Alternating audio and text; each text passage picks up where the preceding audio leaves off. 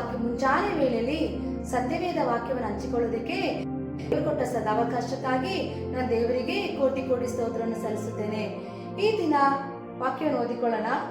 ಜ್ಞಾನೋಕ್ತಿಗಳು 3ನೇ ಅಧ್ಯಾಯ 5ನೇ ವಾಕ್ಯವನ್ನು ಓದಿಕೊಳ್ಳೋಣ. ಸಬೂತಿಯನ್ನು ಆಧಾರ ಮಾಡಿಕೊಳ್ಳದೆ ಪೂರ್ಣ ಮನಸ್ಸಿನಿಂದ ಯೆಹೋವನಲ್ಲಿ ಭರವಸೆ ಇಡು. ನಿನ್ನ ಎಲ್ಲಾ ನಡವಳಿಯಲ್ಲಿ ಆತನ ಚಿತ್ತಕ್ಕೆ ವಿಧೇಯನಾಗಿರು. ಆತನೇ ನಿನ್ನ ಮಾರ್ಗಗಳನ್ನು ಸರಾಗ ಮಾಡುವನು.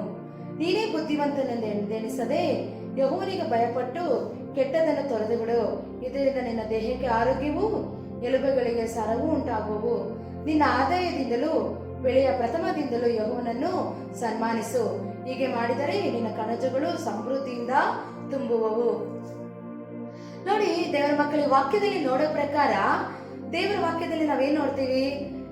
ಸಬೂತಿಯನ್ನು ಆಧಾರ ಮಾಡಿಕೊಳ್ಳದೆ ಪೂರ್ಣ ಮನಸ್ಸಿನಿಂದ ಕರ್ತನಲ್ಲಿ ನೀನು ಭರವಸೆ ಇಡು. ನನ್ನ ಪ್ರೀತಿಯ ಸಹೋದರ ಸಹೋದರಿ, ಈ ವಾಕ್ಯದಲ್ಲಿ ನೋಡೋ ಪ್ರಕಾರ ನಮ್ಮ ಸಬುದ್ಧಿ ಅಂದ್ರೆ ನಮ್ಮ ಸ್ವಂತ ಬುದ್ಧಿಯಲ್ಲಿ, ನಮ್ಮ ಸ್ವಂತ ಆಲೋಚನೆಯಲ್ಲಿ, ಸ್ವಂತ ಇಚ್ಛೆಯಲ್ಲಿ ಆಧಾರ ಮಾಡಿಕೊಳ್ಳದೆ ಪೂರ್ಣ ಮನಸ್ಸಿನಿಂದ ಕರ್ತನಲ್ಲಿ ಭರವಸೆ ಇಡು ಅಂತೇಳಿ ನಾವು ವಾಕ್ಯದಲ್ಲಿ ಓದುತ್ತೇವೆ. ಅಂದ್ರೆ ಕೆಲವರು ಏನ್ ಮಾಡ್ತಾರೆ, ಅವರ ಆಲೋಚನೆ ಪ್ರಕಾರ, ಅವರ ಚಿತ್ತ ಪ್ರಕಾರ ಅವ್ರು ಹೀಗೆ ಬಿಸ್ನೆಸ್ ಮಾಡ್ಬೋದಾ, ಈ ರೀತಿಯಾಗಿ ನನ್ನ ಕುಟುಂಬ ನಡೆಸ್ಬೋದಾ, ಈ ರೀತಿ ಹೋಗ್ಬೋದಾ ಅಂತೇಳಿ ಅನೇಕ ನಾನಾ ವಿಧವಾದ ರೀತಿಯಲ್ಲಿ ಅವರು ತನ್ನ ಆಲೋಚನೆಗಳನ್ನ ಮಾಡ್ಕೊಳ್ತಾ ಇರ್ತಾರೆ. ಅದಕ್ಕೆ ದೇವ್ರ ವಾಕ್ಯ ಹೇಳ್ತಾ ಇದೆ, ನಾನು ಹೇಳ್ತಾ ಇಲ್ಲ, ದೇವ್ರ ವಾಕ್ಯದಲ್ಲಿ ಹೇಳ್ತಾ ಇರೋದು, ನಿನ್ನ ಸಬೂತಿಯನ್ನು ಆಧಾರ ಮಾಡಿಕೊಳ್ಳದೆ ಪೂರ್ಣ ಮನಸ್ಸಿನಿಂದ ಅಂದ್ರೆ ನಿನ್ನ ಪೂರ್ಣ ಹೃದಯದಿಂದ ನೀನು, ದೇವ್ರ ವಾಕ್ಯ ಹೇಳ್ತದೆ, ಯೆಹೋವನ ಮೇಲೆ ನೀನು ಭರವಸೆ ಇಡು. ನಿನ್ನ ಕುಟುಂಬದ ವಿಷಯದಲ್ಲಿ, ನಿನ್ನ ಮಕ್ಕಳ ವಿಷಯದಲ್ಲಿ, ನಿನ್ನ ಸೇವೆ ವಿಷಯದಲ್ಲಿ, ನೀನು ಪ್ರಾರ್ಥನೆ ಮಾಡೋ ವಿಷಯದಲ್ಲಿ, ಪ್ರತಿಯೊಂದು ವಿಷಯದಲ್ಲೂ ಪೂರ್ಣ ಮನಸ್ಸಿನಿಂದ ಯೆಹೋವನಲ್ಲಿ ಭರವಸೆ ಇಡು ಅಂತ ನಾವು ವಾಕ್ಯದಲ್ಲಿ ಓದಿಕೊಳ್ತೇವೆ. ಅದಕ್ಕೆ ದೇವರ ಮಕ್ಕಳ ದೇವರ ಮೇಲೆ ಭರವಸೆ ಇಡು. ಆಗ ಅದು ಮಾತ್ರ ಅಲ್ಲದೆ ಪೂರ್ಣ ಮನಸ್ಸಿನಿಂದ ನಿನ್ನ ಎಲ್ಲಾ ನಡವಳಿಯಲ್ಲಿ ಆತನ ಚಿತ್ತಕ್ಕೆ ವಿಧೇಯನಾಗಿರು. ನಡವಳಿಯಲ್ಲಿ ಆತನ ಚಿತ್ತಕ್ಕೆ ವಿಧೇಯನಾಗಿರು. ಆತನೇ ನಿನ್ನ ಮಾರ್ಗಗಳನ್ನು ಸರಾಗ ಮಾಡುವನು. ಅಂದ್ರೆ ನಿನ್ನ ನಡವಳಿಕೆ, ನಿನ್ನ ಆಲೋಚನೆ, ನಿನ್ನ ಚಿಂತೆ ಏನೇ ಆಗಿರ್ಬೋದು, ಅದು ಎಲ್ಲವನ್ನು ದೇವರ ಚಿತ್ತಕ್ಕೆ ವಿಧೇಯನಾಗಿರು. ದೇವರ ವಾಕ್ಯ ಏನ್ ಹೇಳ್ತಾ ಇದ್ದಾರೆ, ದೇವರ ಶಬ್ದ ಏನು, ದೇವರು ನನ್ನೊಟ್ಟಿಗೆ ಏನ್ ಮಾತಾಡ್ತಾ ಇದ್ದಾರೆ, ದೇವರ ಏನ್ ಮಾಡುವಂತ ನನ್ನ ಸೇವೆ, ನಿನ್ನ ಸೇವೆ ವಿಷಯದಲ್ಲಾಗಿರ್ಬೋದು, ಕುಟುಂಬದ ವಿಷಯದಲ್ಲಾಗಿರ್ಬೋದು, ದಾಂಪತ್ಯ ಜೀವದ ಯವನಸ್ಥರು ಇವತ್ತು ಅನೇಕರು ತನ್ನ ಸ್ವಂತ ಆಲೋಚನೆ ಪ್ರಕಾರ ಹೋಗ್ತಾರೆ. ಈ ಹುಡುಗಿನ ಮದುವೆ ಮಾಡ್ಕೊಂಡ್ರೆ ಚೆನ್ನಾಗಿರ್ತೀನಿ, ಆ ಹುಡುಗನ ಮದುವೆ ಮಾಡ್ಕೊಂಡ್ರೆ ಚೆನ್ನಾಗಿರ್ತೀನಿ, ಈ ಎಜುಕೇಶನ್ ಮಾಡ್ರೆ ಚೆನ್ನಾಗಿರ್ತೀನಿ ಅಂತೇಳಿ ಸ್ವಂತ ಆಲೋಚನೆ ಪ್ರಕಾರ ಹೋಗ್ತೀರಾ. ಆದ್ರೆ ದೇವ್ರ ವಾಕ್ಯ ಹೇಳ್ತಿದೆ, ನಿನ್ನ ಎಲ್ಲಾ ನಡುವಳಿ, ನಿನ್ನ ಆಲೋಚನೆ, ನಿನ್ನ ಚಿಂತೆ, ನಿನ್ನ ಯೋಚನೆ, ನಿನ್ನ ಭವಿಷ್ಯತ್ತು, ನಿನ್ನ ಎಜುಕೇಶನ್, ಪ್ರತಿಯೊಂದು ಕೂಡ ನಾವೇನ್ ಕಾಣ್ತಾ ಇದೀವಿ, ಎಲ್ಲಾ ವಿಷಯದಲ್ಲೂ ನೀನ್ ಏನ್ ಮಾಡ್ಬೇಕು, ದೇವರ ಚಿತ್ತಕ್ಕೆ ಒಪ್ಪಿಸಿಕೊಡು. ಆತನೇ ನಿನ್ನ ಮಾರ್ಗಗಳನ್ನು ಸರಾಗ ಮಾಡುವನು. ನೀನು ಯಾವಾಗ ನಿನ್ನ ಜೀವಿತವನ್ನು, ನಿನ್ನ ಭವಿಷ್ಯತನ್ನು ದೇವರ ಚಿತ್ತಕ್ಕೆ ನೀನು ಒಪ್ಪಿಸಿಕೊಡೋದಕ್ಕೆ ಪ್ರಾರಂಭ ಮಾಡ್ತೀಯೋ, ಆತನೇ ನಿನ್ನ ಮಾರ್ಗಗಳನ್ನು ಸರಾಗ ಮಾಡುವನು. ಆದ್ರೆ ನಿನ್ನ ಸ್ವಂತ ಬಲದಲ್ಲಿ, ನಿನ್ನ ಆಲೋಚನೆ ಪ್ರಕಾರ ಹೋಗುವಾಗ ಏನಾಗುತ್ತೆ, ನೀನು ಕೈ ಹಾಕೋ ಯಾವ ಕೆಲಸ ಕೂಡ ಸಕ್ಸಸ್ ಆಗುದಿಲ್ಲ, ಯಾವುದು ಕೂಡ ಮುಂದೆ ಹೋಗುವ ಯಾವುದು ಕೂಡ ನೀನು ಅಭಿವೃದ್ಧಿ ಕಾಣೋದಿಲ್ಲ. ಆದ್ರೆ ದೇವರ ಚಿತ್ತಕ್ಕೆ ಯಾವಾಗ ನೀನು ಒಪ್ಪಿಸಿಕೊಡ್ತೀಯೋ, ದೇವರ ಮಕ್ಕಳು ಯಾವಾಗ ನೀನು ಒಪ್ಪಿಸಿಕೊಡ್ತೀಯೋ, ಆತನ ನಿನ್ನ ಮಾರ್ಗಗಳನ್ನು, ನಿನ್ನ ಜೀವಿತದಲ್ಲಿ ಏನೆಲ್ಲ ನಡಿಬೇಕು, ನಿನ್ನ ಕುಟುಂಬದಲ್ಲಿ ಏನು ನಡಿಬೇಕು, ಅದನ್ನ ಸರಾಗವಾಗಿ ದೇವರು ಮಾಡಿ ಮುಗಿಸ್ತಾರಂತೆ. ದೇವರ ಮಕ್ಕಳೇ, ಸರಾಗವಾಗಿ ದೇವರು ಮಾಡಿ ಮುಗಿಸಿ ನಿನ್ನನ್ನು ಆತನ ಚಿತ್ತಕ್ಕೆ ಒಪ್ಪಿಸಿಕೊಡು. ನಿನ್ನ ಕುಟುಂಬದ ವಿಷಯದಲ್ಲಿ, ನಿನ್ನ ದಾಂಪತ್ಯ ಜೀವಿತದಲ್ಲಿ, ನಿನ್ನ ಎಜುಕೇಶನ್ ವಿಷಯದಲ್ಲಿ, ನೀನು ಏನ್ ಬಿಸ್ನೆಸ್ ಮಾಡ್ಕೊಂಡಿದ್ಯಾ, ಪ್ರತಿಯೊಂದನ್ನು ದೇವರ ಕಾಲದಲ್ಲಿ ಒಪ್ಪಿಸಿಕೊಡಿ. ನೋಡಿ, ದೇವರ ಜೀವಿತದಲ್ಲಿ ಸೇವೆ ಆಗಿರ್ಬೋದು, ಮಕ್ಕಳ ವಿಷಯದಲ್ಲಾಗಿರ್ಬೋದು, ಎಜುಕೇಶನ್, ಏನೆಲ್ಲ ನಾನು ಏನ್ ಮಾಡ್ಬೇಕಂತ ನೋಡಿ, ಒಂದು ವಾಕ್ಯ ನಾನು ಸಾರಬೇಕಾದ್ರೂ ನೋಡಿ, ಇವತ್ತು KCS ತಂಡದ ಮೂಲಕ ಒಂದು ವಾಕ್ಯನ ಹಂಚಿಕೊಳ್ಬೇಕಂದ್ರೂ ಕೂಡ ದೇವರ ಚಿತ್ತ ಇದ್ರೆ ಮಾತ್ರನೇ ನಾನು ಹೋಗೋದು. ದೇವರ ಚಿತ್ತ ಇಲ್ಲ ಅಂದ್ರೆ ಹೋಗಲ್ಲ. ಯಾವಾಗ ದೇವರ ಚಿತ್ತ ಪ್ರಕಾರ ನಾವು ದೇವರ ಚಿತ್ತಕ್ಕೆ ನಾವು ವಿಧೇಯರಾಗ್ತಿರೋ, ದೇವರ ಶಬ್ದಕ್ಕೆ ನಾವು ಕಿವಿಗೊಟ್ಟು ಆತನ ಮಾತಿನ ಪ್ರಕಾರ ನಾವು ನಡೆಯೋದಕ್ಕೆ ಪ್ರಾರಂಭ ಮಾಡ್ತಿರೋ, ದೇವರು ಏನ್ ಮಾಡ್ತಾರೆ, ನಮ್ಮ ಎಲ್ಲಾ ಮಾರ್ಗಗಳನ್ನು ಆತನು ಸರಾಗ ಮಾಡುತ್ತಾನೆ. ಹಲ್ಲೆಲೂಯಾ. ಅದು ಮಾತ್ರ ಅಲ್ಲ ದೇವರ ಮಕ್ಕಳೇ, ನೀನೇ ಬುದ್ಧಿವಂತನೆಂದು ಎಂದೆಣಿಸದೆ ಯೆಹೋವನಿಗೆ ಭಯಪಟ್ಟು ಕೆಟ್ಟದನ್ನು ತೊರೆದು ಬಿಡು. ಅನೇಕರು ತಿಳ್ಕೊಳ್ತಾರೆ, ನಂಗೆಲ್ಲ ಗೊತ್ತು, ಏನು ಗೊತ್ತಿರಲ್ಲ, ನಂಗೆಲ್ಲ ಗೊತ್ತಿದೆ, ನಾನು ಹಂಗ್ ಮಾಡ್ತೀನಿ, ನಾನು ಹಿಂಗ್ ಮಾಡ್ತೀನಿ ಅಂತ ಹೇಳ್ತಾರೆ. ಆದ್ರೆ ನೋಡಿ ದೇವರ ಮಕ್ಕಳೇ, ಅಲ್ಲಿ ಏನಾಗುತ್ತೆ, ಅದಕ್ಕೆ ದೇವರ ವಾಕ್ಯ ಹೇಳ್ತದೆ, ನೀನೇ ಬುದ್ಧಿವಂತನಂತ ಎಣಿಸಕ್ ಹೋಗ್ಬೇಡ. ನಾನು ಬುದ್ಧಿವಂತನು, ನಂಗೆಲ್ಲ ಗೊತ್ತು ಅಂತ ನೀನು ಯೋಚನೆ ಮಾಡಕ್ ಹೋಗ್ಬೇಡ. ದೇವರಿಗೆ ಭಯಪಟ್ಟು ಕೆಟ್ಟದನ್ನ ಬಿಟ್ಟು ಕೆಟ್ಟದನ್ನ ತೊರೆದು ಬಿಡು. ನಿನ್ನ ದೇಹಕ್ಕೆ ಆರೋಗ್ಯ ಉಂಟಾಗುತ್ತೆ. ನೋಡಿ, ಯಾವಾಗ ನಾವು ನಿಮ್ಗೆಲ್ಲ ಗೊತ್ತಿದ್ದ. ಕೆಲವ್ರು ಏನ್ ಮಾಡ್ತಾರೆ ಗೊತ್ತಾ, ಆರೋಗ್ಯ ವಿಷಯ ನೋಡಿ ದೇವ್ರ ವಾಕ್ಯ ಹೇಳ್ತದೆ, ದೇವ್ರ ವಾಕ್ಯ ಏನ್ ಹೇಳ್ತದೆ, ನೀನು ಬುದ್ಧಿವಂತನೆಂದು ಎಂದೆನಿಸದೆ ಯೆಹೋವನಿಗೆ ಭಯಪಟ್ಟು ಕೆಟ್ಟದನ್ನು ತೊರೆದು ಬಿಡು ಅಂತ, ಆವಾಗ ನಿನ್ನ ದೇಹಕ್ಕೆ ಆರೋಗ್ಯ ಉಂಟಾಗುತ್ತಂತ ನಾವು ವಾಕ್ಯದಲ್ಲಿ ಓದುತ್ತೇವೆ. ನೋಡಿ ಅನೇಕರು ಏನ್ ಮಾಡ್ತಾರೆ, ನಾನು ಡಾಕ್ಟರ್ ಬಳಿ ಹೋಗಲ್ಲ, ನಾನು ಮೆಡಿಸಿನ್ ತಗೊಳ್ಳಲ್ಲ, ನಾನು ಟ್ರೀಟ್ಮೆಂಟ್ ತಗೊಳ್ಳಲ್ಲ, ನನಗೆ ದೇವರೇ ವಾಸಿ ಮಾಡ್ತಾರೆ, ದೇವರೇ ಅದ್ಭುತ ಮಾಡ್ತಾರೆ ಅಂತ ಹೇಳಿ ಡಾಕ್ಟರ್ ಬಳಿ ಹೋಗದೆ ಟ್ರೀಟ್ಮೆಂಟ್ ತೆಗೆದುಕೊಳ್ಳೆ.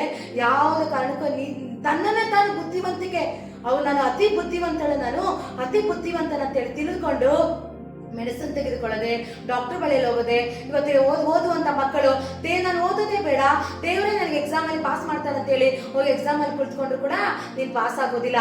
ಅದಕ್ಕೆ ದೇವ್ರ ವಾಕ್ಯ ಹೇಳ್ತದೆ, ನೀನು ಬುದ್ಧಿವಂತನೆಂದು ಎಂದೆಣಿಸದೆ ದೇವ್ರ ವಾಕ್ಯ ಹೇಳ್ತದೆ, ದೇವರಿಗೆ ಭಯಪಡು, ದೇವರ ಮಾತಿಗೆ ಕಿವಿಗೊಡು, ದೇವರಿಗೆ ಭಯಪಟ್ಟು ಕೆಟ್ಟದನ್ನು ತೊರೆದು ಬಿಡು, ಕೆಟ್ಟದನ್ನ ಬಿಟ್ಟು ಬಿಡು. ಆವಾಗ ಏನಾಗುತ್ತೆ, ಇದರಿಂದ ನಿನ್ನ ದೇಹಕ್ಕೆ ಆರೋಗ್ಯವು, ಎಲುಬುಗಳಿಗೆ ಸಾರವೂ ಉಂಟಾಗುತ್ತದೆ. ಯಾವಾಗ ದೇವರ ಮಕ್ಕಳೇ ಕೆಟ್ಟದನ್ನ ನೀನು ಬಿಡ್ತೀಯಾ, ನೀನೇ ಬುದ್ಧಿವಂತಂತ ಎಣಿಸದೆ ದೇವರ ಸನ್ನಿಧಾನದಲ್ಲಿ ನಿನ್ನನ್ನೇ ನೀನು ಕಂಪ್ಲೀಟ್ ಸಮರ್ಪಿಸಿ ದೇವರ ಹಸ್ತದಲ್ಲಿ ಒಪ್ಪಿಸಿಕೊಂಡು ದೇವರ ಚಿತ್ತ ಪ್ರಕಾರ ನಡೆಯೋದಕ್ಕೆ ನೀನು ಪ್ರಾರಂಭ ಮಾಡ್ತೀಯಾ, ದೇವರಿಗೆ ಭಯಪಟ್ಟು ಕೆಟ್ಟದನ್ನು ತೊರೆದು ಬಿಡ್ತೀಯಾ, ಆವಾಗ ನಿನಗೆ ಆರೋಗ್ಯ ಉಂಟಾಗುತ್ತೆ, ನಿನ್ನ ದೇಹಕ್ಕೆ ಆರೋಗ್ಯ ಬರುತ್ತೆ. ಅದು ಮಾತ್ರ ಅಲ್ಲದೆ ನಿನ್ನ ಎಲುಬುಗಳಿಗೆ ಸಾರ ಉಂಟಾಗುತ್ತೆ. ನಿನ್ನ ಎಲುಬುಗಳಿಗೆ ಯಾವ ರೋಗ ಇರುವುದಿಲ್ಲ, ನಿನ್ನ ಎಲುಬುಗಳಿಗೆ ಯಾವ ಬಾಧೆ ಇರುವುದಿಲ್ಲ. ದೇವರಿಗೆ ಇಷ್ಟ ಇಲ್ಲದೆ ಪಾಪವನ್ನು ಮಾಡಿಕೊಂಡು ತಪ್ಪು ಮಾಡಿಕೊಂಡು ದೇವರಿಗೆ ಇಷ್ಟವಾಗದ ರೀತಿಯಲ್ಲಿ ಜೀವಿಸಿಕೊಂಡು ನನಗೆ ಆರೋಗ್ಯ ಬೇಕು, ನನಗೆ ಬಿಡುಗಡೆ ಬೇಕಂತ ಹೇಳಿದ್ರೆ ಖಂಡಿತ ಬಿಡುಗಡೆ ನಡೆಯುವುದಿಲ್ಲ. ದೇವರ ಬುದ್ಧಿವಂತನೆಂದು ಎಣಿಸದೆ ದೇವರು ಕೊಟ್ಟಿರೋ ಜ್ಞಾನದಲ್ಲಿ ಟೈಮ್ ಕರೆಕ್ಟ್ ಊಟ ಮಾಡಬೇಕು, ಟೈಮ್ ಕರೆಕ್ಟ್ ಆಗಿ ನಿದ್ದೆ ಮಾಡೋದು, ಮತ್ತೆ ನಮ್ಮ ಆರೋಗ್ಯ ವಿಷಯದಲ್ಲಿ ಏನಾದ್ರು ಸಮಸ್ಯೆ ಇದ್ರೆ ಕರೆಕ್ಟ್ ಆಗಿ ಮೆಡಿಸಿನ್ ತೆಗೆದುಕೊಂಡು ದೇವರ ಮೇಲೆ ನಂಬಿಕೆನಿಟ್ಟು ಪ್ರತಿಯೊಂದು ವಿಷಯದಲ್ಲೂ ನಾವು ಭಯಭಕ್ತಿಯಿಂದ ಕೆಟ್ಟದನ್ನು ಬಿಟ್ಟಾಗ ದೇವರ ಮಕ್ಕಳೇ, ಯಾವಾಗ ನೀನು ದೇವರಲ್ಲಿ ನೀನೇ ಬುದ್ಧಿವಂತಂತ ಎಣಿಸಿಕೊಳ್ಳದೆ ಕೆಟ್ಟದನ್ನ ಬಿಟ್ಟು ಭಯಭಕ್ತಿ ಉಳ್ಳವನಾಗಿ ಯಾವಾಗ ನೀನು ದೇವರಲ್ಲಿ ನಡೆಯುವುದಕ್ಕೆ ಪ್ರಾರಂಭ ಮಾಡ್ತೀಯಾ, ಅಲ್ಲಿ ಏನಾಗುತ್ತೆ ದೇವರ ಮಕ್ಕಳೇ, ಅಲ್ಲಿ ದೇವರ ವಾಕ್ಯದ ಎಲ್ಲರ ಪ್ರಕಾರ ನಿನ್ನ ದೇಹಕ್ಕೆ ಆರೋಗ್ಯ ಇರುತ್ತೆ, ಮತ್ತೆ ನಿನ್ನ ಎಲುಬುಗಳಿಗೆ ಯಾವ ರೋಗವು ಯಾವುದು ಇರೋದಿಲ್ಲ. ಆ ರೀತಿಯಾಗಿ ನಿನ್ನ ಜೀವಿತದಲ್ಲಿ ಅದ್ಭುತ ನಡೆಯುತ್ತೆ ಅಂತ ದೇವರ ವಾಕ್ಯ ಹೇಳ್ತದೆ. ನಿನ್ನ ಆದಾಯದಿಂದಲೂ ಬೆಳೆಯ ಪ್ರಥಮದಿಂದಲೂ ಯೆಹೋವನನ್ನು ಸನ್ಮಾನಿಸು. ದೇವರು ನಮಗೆ ಏನಾದ್ರು ಒಂದು ಕೆಲಸ ಕೊಟ್ರೆ, ಇಲ್ಲ ಒಂದು ಒಳ್ಳೆ ಎಜುಕೇಶನ್ ಕೊಟ್ರೆ, ಇಲ್ಲ ನಾನು ಬಿಸ್ನೆಸ್ ಮಾಡಿ ದೇವರು ನನಗೆ ಏನಾದ್ರೂ ಕೊಟ್ಟಿರೋ ಅದ್ರಲ್ಲಿ ಒಂದು ಭಾಗ ದೇವರಿಗೋಸ್ಕರ ನಾವು ಏನಾದ್ರೂ ಕೊಟ್ರೆ, ಇಲ್ಲ ದೇವ್ರು ಕೊಟ್ಟಿರೋದ್ರಲ್ಲಿ ನಾವು ಏನಾದ್ರೂ ದೇವರನ್ನ ಕೊಟ್ಟು ನಾವು ದೇವರನ್ನ ಸನ್ಮಾನ ಮಾಡಿದ್ರೆ, ನನಗೆ ದೇವ್ರು ಏನ್ ಕೊಟ್ಟಿದಾರೋ ಅದನ್ನ ಮಕ್ಕಳು ಕೊಟ್ಟಿದಾರಾ, ಮನೆ ಕೊಟ್ಟಿದಾರಾ, ಇಲ್ಲ ನನಗೆ ಬಿಸ್ನೆಸ್ ಕೊಟ್ಟಿದಾರಾ, ಕೆಲಸ ಕೊಟ್ಟಿದಾರಾ, ಆ ದೇವ್ರ ವಾಕ್ಯ ಹೇಳ್ತದೆ ಅದರಲ್ಲಿ ದೇವರ ಆದಾಯ ಅಂದ್ರೆ ನೀನು ಮಾಡುವ ಕೆಲಸದಲ್ಲಿ, ನೀನು ಮಾಡುವಂತ ಹಣದಲ್ಲಿ ದೇವರನ್ನು ಕೊಟ್ಟು ನೀನು ಸನ್ಮಾನ ಮಾಡು. ದೇವರ ವಾಕ್ಯ ಹೇಳ್ತದೆ, ನೀನು ಕರ್ತನನ್ನು ಯಾವ ರೀತಿ ನೀನು ಸನ್ಮಾನ, ಈ ರೀತಿಯೂ ಕೂಡ ನಿನ್ನ ಆದಾಯ ಬರುವ ಆದಾಯದಲ್ಲಿ ಕೂಡ ದೇವರಿಗೆ ಕೊಟ್ಟು ನೀನು ಯಾವಾಗ ದೇವರನ್ನ ಸನ್ಮಾನ ಮಾಡ್ತೀಯೋ ಅಲ್ಲಿ ಹೀಗೆ ಮಾಡಿದರೆ ನಿನ್ನ ಕಣಜಗಳು ಸಮೃದ್ಧಿಯಿಂದ ತುಂಬುವವು, ತೊಟ್ಟಿಗಳಲ್ಲಿ ದ್ರಾಕ್ಷರಸವು ತುಂಬಿ ತೊಡಗುತ್ತದೆ. ಎಷ್ಟೋ ಜನ ಸೇವಕರು ಹಣ ಕೊಡಿ, ನಾ ಸಭೆ ಕಟ್ಟಬೇಕು, ಅದು ಮಾಡ್ಬೇಕು, ಇದು ಮಾಡ್ಬೇಕಂತ ಕೇಳ್ತಾರೆ. ಆದ್ರೆ ಅಲ್ಲ ದೇವರ ಮಕ್ಕಳೇ, ನಾನು ಏನ್ ಹೇಳ್ತಾ ಇರೋದು, ದೇವರ ವಾಕ್ಯ ಹೇಳ್ತಾ ಇದೆ, ನಿನ್ನ ಆದಾಯದಿಂದ ನೀನು ಕೊಡುವ ಕಾಣಿಕೆ, ನೀನು ಕೊಡುವಂತ ಹಣ ಸಭೆಗೋಸ್ಕರ ಕೊಡ್ತಾ ಇರ್ಬೋದು, ಸೇವಕರಿಗೋಸ್ಕರ ಕೊಡ್ತಾ ಇರ್ಬೋದು, ಇಲ್ಲ ದೇವರ ರಾಜ್ಯಕ್ಕಾಗಿ ಪ್ರಾರ್ಥನೆ ಮಾಡುವವರಿಗಾಗಿ, ಬಡತನದಲ್ಲಿರೋರಿಗಾಗಿ, ದಿಕ್ಕಿಲ್ಲದವ್ರಿಗಾಗಿ ನೀನು ಕೊಡ್ತಾ ಇರ್ಬೋದು. ಆದ್ರೆ ಅನೇಕರು ನೋಡ್ಲಿ ಅಂತ ಹೇಳಿ ನೀನು ಕೊಡೋದಲ್ಲ. ನೀನು ಕೊಡುವಂತ ದಾನವಾಗಿರ್ಬೋದು, ನೀನು ಕೊಡುವ ಕಾಣಿಕೆ ಬಲಗೈಲಿ ಕೊಟ್ಟಿದ್ದು ಎಡಗೈಗೆ ಗೊತ್ತಾಗಬಾರ್ದು ಅಂತ ದೇವರ ವಾಕ್ಯದಲ್ಲಿ ನಾವು ಓದುತ್ತೇವೆ. ನೀನು ಏನೇ ಕೊಟ್ಟರು ಕರ್ತನ ಮೆಚ್ಚುವ ರೀತಿಯಲ್ಲಿ ಕೊಡು. ಕರ್ತನನ್ನ ನೀನು ಕೊಡುವ ಆದಾಯದಲ್ಲಿ, ನೀನು ಕೊಡುವ ಕಾಣಿಕೆಯಲ್ಲಿ ಕರ್ತನನ್ನು ನೀನು ಸನ್ಮಾನಿಸಬೇಕು, ಯೇಸು ಕ್ರಿಸ್ತನನ್ನು ನೀನು ಸನ್ಮಾನಿಸಬೇಕು.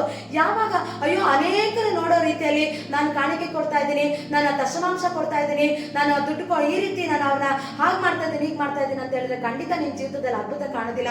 ಕರ್ತನನ್ನು ನಾನು ಸನ್ಮಾನಿಸ್ಬೇಕಂತ ಹೇಳಿ ಯಾರಿಗೂ ಗೊತ್ತಿಲ್ಲದೆ ಯಾವಾಗ ನೀನು ದೇವರಿಗೆ ಕೊಡೋದಕ್ಕೆ ಪ್ರಾರಂಭ ಮಾಡ್ತೀಯೋ ಅಲ್ಲಿ ದೇವರ ವಾಕ್ಯ ಹೇಳ್ತದೆ, ಯಾವಾಗ ನೀನು ಆದಾಯದಿಂದ ಬೆಳೆಯ ಪ್ರಥಮ ಫಲದಿಂದ ಕರ್ತನನ್ನು ನೀನು ಯಾವಾಗ ಸನ್ಮಾನಿಸ್ತೀಯೋ ಹೀಗೆ ಮಾಡಿದರೆ ನಿನ್ನ ಕಣಜಗಳು ಸಮೃದ್ಧಿಯಿಂದ ತುಂಬುತ್ತೆ, ತೊಟ್ಟಿಗಳಲ್ಲಿ ದ್ರಾಕ್ಷರಸವು ತುಂಬಿ ತೊಳುಕುತ್ತೆ. ಯಾವಾಗ ನೀನು ಕರ್ತನನ್ನು ಬರುವ ಆದಾಯದಿಂದ ಕರ್ತನನ್ನು ಸನ್ಮಾನ ಮಾಡ್ತೀಯೋ ಅಲ್ಲಿ ನಿನ್ನ ಕಣಜಗಳು ತುಂಬುತ್ತೆ. ಹಲ್ಲೆಲೂಯಾ. ಅದು ಮಾತ್ರ ಅಲ್ಲದೆ ದೇವರ ಮಕ್ಕಳೇ, ನಿನ್ನ ಕಣಜಗಳು ಸಮೃದ್ಧಿಯಿಂದ ತುಂಬುತ್ತೆ. ನಿನ್ನ ಕುಟುಂಬ, ನಿನ್ನ ಬ್ಯಾಂಕ್ ಬ್ಯಾಲೆನ್ಸ್ ಆಗಿರ್ಬೋದು, ನಿನ್ನ ಮನೆ ಅಡುಗೆ ಮನೆ ಆಗಿರ್ಬೋದು, ನಿನ್ನ ನಿನ್ನ ಜೀವಿತದಲ್ಲಿ ಏನೆಲ್ಲ ಇರ್ಬೋದು ದೇವರ ಮಕ್ಕಳೇ, ಅದು ಸಮೃದ್ಧಿಯಿಂದ ದೇವರು ಏನ್ ಮಾಡ್ತಾ ಇರ್ತಾರೆ, ನನ್ನ ಮಗ ನನ್ನ ಮಗಳು ತನ್ನ ಬರುವ ಆದಾಯದಿಂದ ಯಾರಿಗೂ ಗೊತ್ತಿಲ್ಲದ ನನ್ನನ್ನು ಸನ್ಮಾನ ಮಾಡ್ತಾ ಇದ್ದಾಳೆ, ಇವಳನ್ನ ಹೆಚ್ಚಾಗಿ ಆಶೀರ್ವಾದ ಮಾಡ್ಬೇಕಂತೇಳಿ ನಿನ್ನ ಕೆಲಸದಲ್ಲಿ ಪ್ರಮೋಷನ್ ಬರತಕ್ಕಂತೆ, ನಿನ್ನ ಬಿಸ್ನೆಸ್ ಅಲ್ಲಿ ಆರ್ಡರ್ಗಳು ಬರತಕ್ಕಂತೆ, ಅನೇಕರಿಗೆ ಬೆಳಕಾಗಿರತಕ್ಕಂತೆ, ನಿನ್ನ ಸೇವೆಯಲ್ಲಿ ಅಭಿವೃದ್ಧಿ ಆಗತಕ್ಕಂತೆ ದೇವರು ಏನ್ ಮಾಡ್ತಾರೆ, ನಿನ್ನ ಕಣಜಗಳನ್ನು ಸಮೃದ್ಧಿಗೆ ತುಂಬುವುದು ಮಾತ್ರ ಅಲ್ಲ, ನಿನ್ನ ತೊಟ್ಟಿಗಳಲ್ಲಿ ದ್ರಾಕ್ಷರಸವು ತುಂಬಿ ತೊಡಕೋ ರೀತಿಯಲ್ಲಿ ದೇವರು ನಿನ್ನನ್ನು ಆಶೀರ್ವಾದ ಮಾಡ್ತಾರೆ. ದೇವರ ಮಕ್ಕಳೇ, ದೇವರು ನಿನ್ನ ಅಭಿವೃದ್ಧಿ ಮಾಡ್ತಾರೆ. ಈ ವಾಕ್ಯದಿಂದ ದೇವರು ನಿಮ್ಮೆಲ್ಲರನ್ನು ಆಶೀರ್ವಾದ ಮಾಡಲಿ. ನಾವೆಲ್ಲರೂ ಪ್ರಾರ್ಥನೆ ಮಾಡಿಕೊಳ್ಳೋಣ.